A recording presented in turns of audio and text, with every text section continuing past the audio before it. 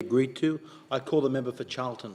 Thank you, Mr Deputy Speaker. I'm very proud to be able to join colleagues in paying tribute to a true giant of humanity, Nelson Mandela. Mandela's story is well known all around the world, the freedom fighter against the apartheid regime, who became the most famous prisoner in the world and who then subsequently was able to unite his nation as the first democratically elected President of South Africa. Over the last few days, so many people have recognised his enormous and total commitment to reconciliation in post-apartheid South Africa. A shining example of this was his meeting with Percy Utah upon his election as president.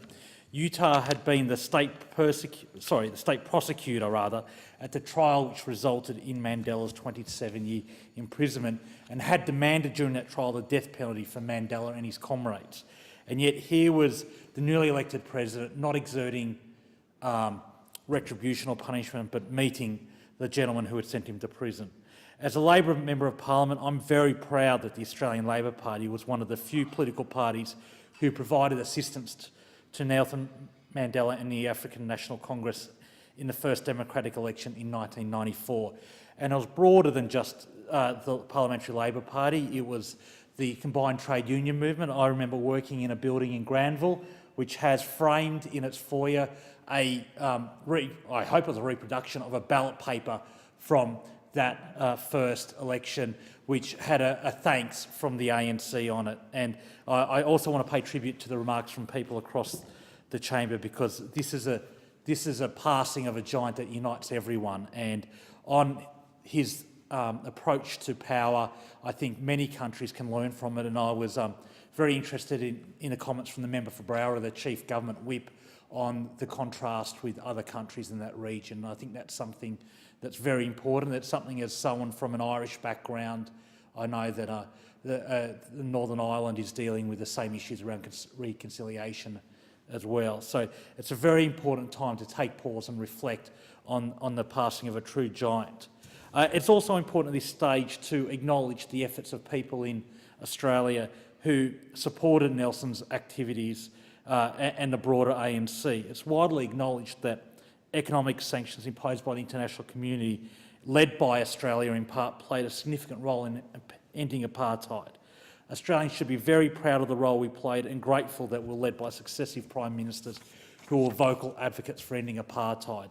Whitlam, Fraser, Hawke and Keating, history shows that they were right, and I do pay tribute in particular to former Prime Minister Malcolm Fraser in his efforts in the late 70s and early 80s, and continued by Prime Minister Hawke. Of course, not all former leaders can lay claim to this.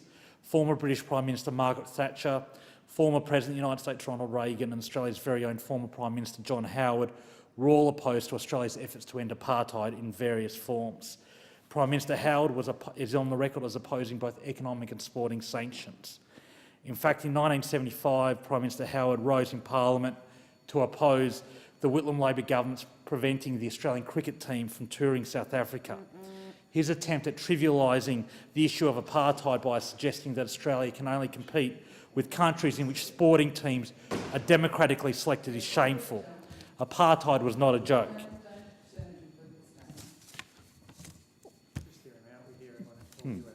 At this point, Mandela had been in solitary confinement in a maximum security prison for 11 years, whilst the black South African population was being systematically denied their human rights.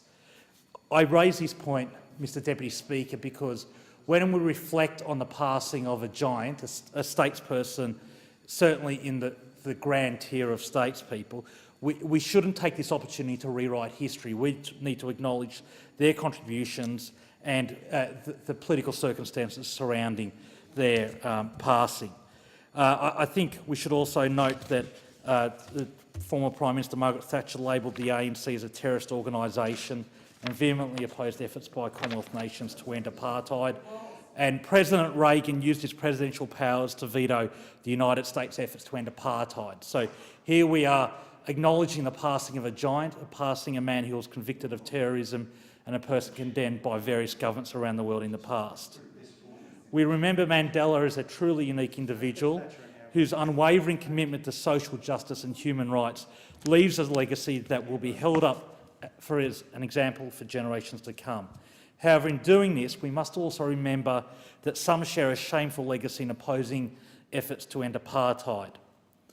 I'll conclude, Mr Deputy Speaker, by saying as a keen rugby follower, I would acknowledge Mandela's support of the South African national rugby team, the Springboks, previously a symbol of white domination and apartheid in the 1995 Rugby World Cup.